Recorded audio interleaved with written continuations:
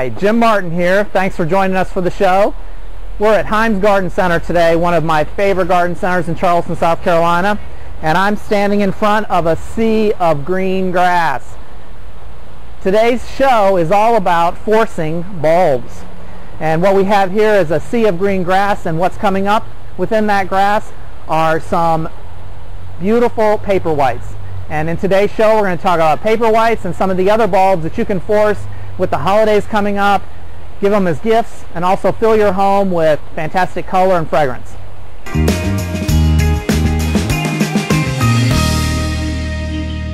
Now it's time to dish the dirt. Today's tool of choice, the dibble. It's an old English tool, one of my favorite tools to use when you're trying to get that soil into tiny little spots. And you'll see me using it in just a minute.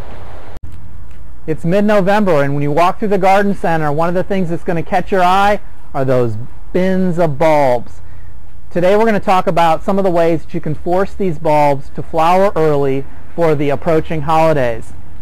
If you're like me, you can't stand it. You walk by, you have to grab a bag, and you have to start filling with as many of these wonderful bulbs as you possibly can. But you want to know, what are you going to do with these bulbs when you get them home, right? Well, at the end of our segment today, you're going to know exactly what to do with this bag of bulbs. We're here with our wonderful pile of bulbs, and we're going to show you how to put these bulbs in. Usually the bulbs will flower within 4 to 6 weeks.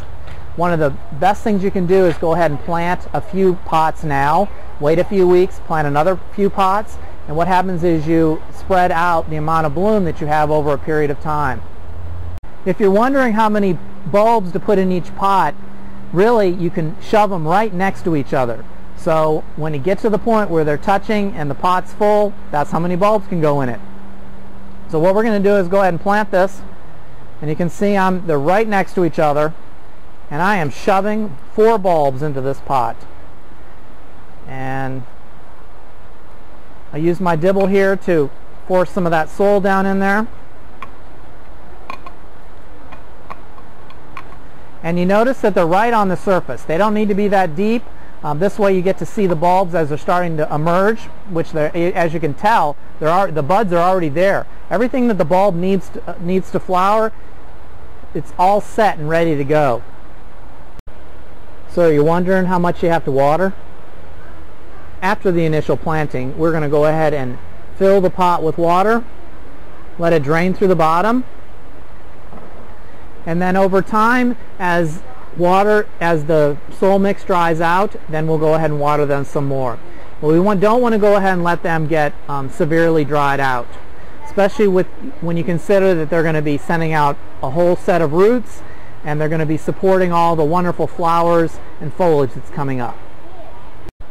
One of the things that I love to do once I get the bulbs planted is embellish it with some other plants that you'd find this time of year.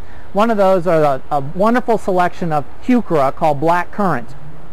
And notice the color on this.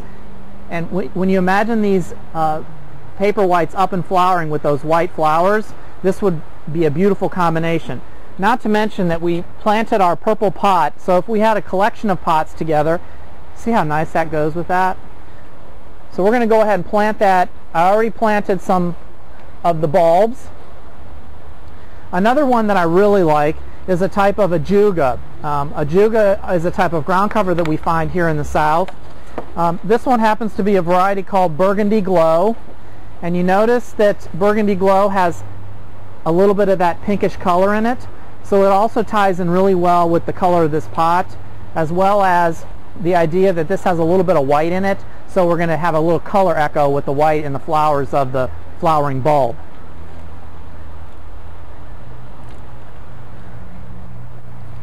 And you know, it doesn't take much. One plant sort of fills that container out, and you're going to have the bulb coming up this way, and then you're going to have the little ground cover in there. It just adds an extra oomph, some variety to the container. Now, one of the things that we're also going to do when these bulbs start to grow, and they'll be like this high, they'll be about this high, we're going to do a little bit of staking. We're going to do the staking ahead of time, and we're going to take some of these birch branches, and we're going to go ahead and place these in the container now. Other thing I like about this is it adds some nice height in the container.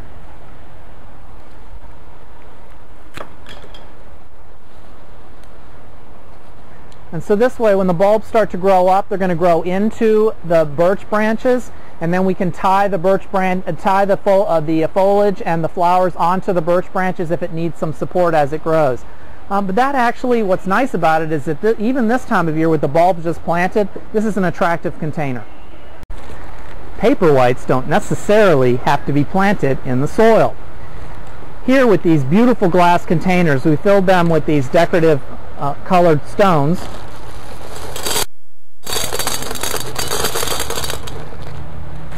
And now we're going to go ahead and plant our bulbs.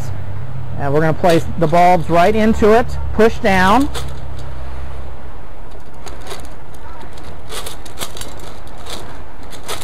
Shove as many of those bulbs as we possibly can in there. And what will happen is we're going to go ahead and fill this with some water. And how easy is that? It's ready to go.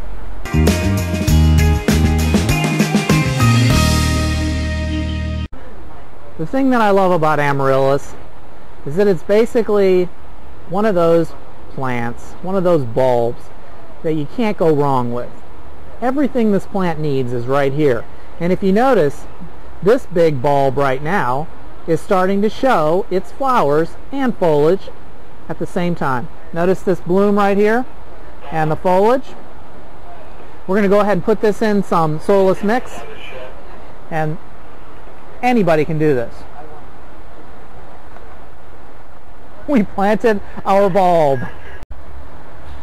Over the years, I found some real creative ways to finish off these amaryllis bulbs, so I wanted to share a few of those ideas with you today.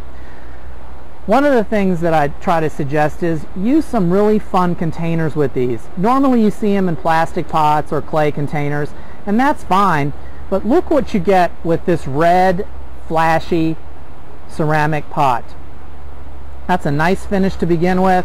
It adds a lot of color to this ensemble, and look at the beauty in the white in that bulb against the red of the pot. Another way that you can finish this off is to use something like reindeer moss. And reindeer moss comes in many different colors. For the holidays, this red reindeer moss can be placed on the top. And the other thing I like about it is the reindeer moss has a nice texture against the smooth texture of this container. And we can shove that reindeer moss in there with against the soil. And that adds just another little dimension to it. So once you've planted your bulb in your pot, you might think that that's it. So it starts to grow roots. But there's lots of other creative things you can do with this bulb once it has rooted in. One of my favorites is to take it out of the pot, wash all the soil off the roots, and this is what you're going to find. The beauty of this is that you get this white root structure that when used in a creative way is a part of the finished feature for how you're displaying your bulb. Today we're going to look at a container that I'm not really using soil. I'm using something called floral foam. And the beauty of the floral foam is that I can go ahead and sculpt it to actually place my bulbs into the container.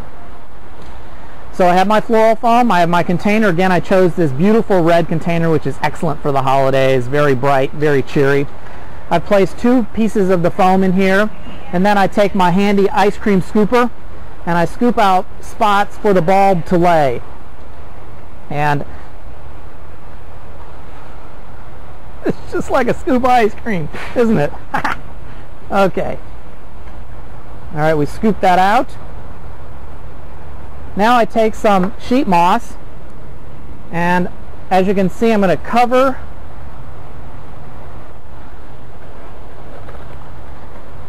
the moss, pinning it in place. I'm using these florist pins, but you can really use any wire that you can cut and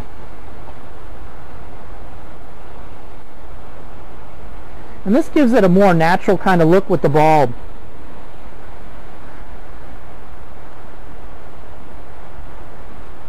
Alright, now we still have our depressions here where the bulbs are going to go. And notice when I place that bulb, how the roots are hanging out.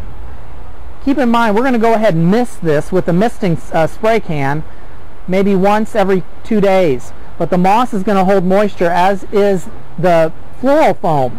So this is always going to have some moisture against the bulb. So it survives fine. And in fact, as this starts to continue to grow, it will flower with the foliage right here in this situation with the roots being exposed. Just imagine giving this as a gift. And this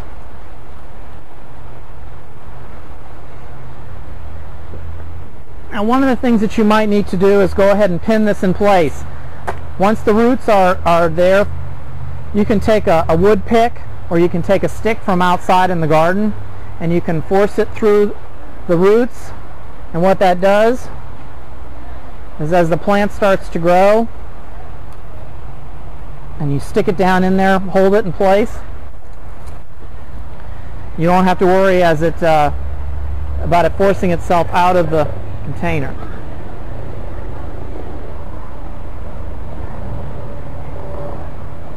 And the beauty of that is it's actually going to grow and be happy in this container.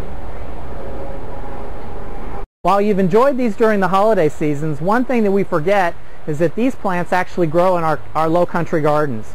And in fact, what we can do is hold these plants over until spring, plant them in the garden, and they'll continue on forever. What I suggest is take the plants, which are going to start looking a little ratty, as you can see with this one.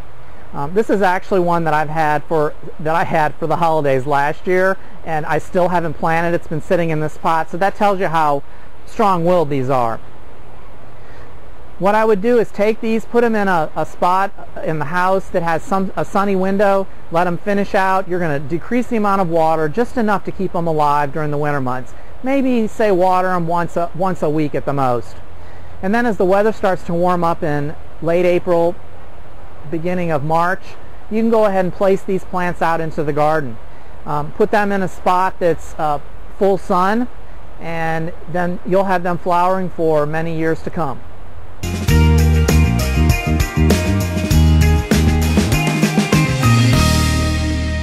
So here's 3 tips to remember while you're planting your bulbs. First, don't be chintzy. Buy a big bag. They're beautiful, you'll love them, but they're much better when they're in bigger groups. As you can see before us, look at all these wonderful bulbs.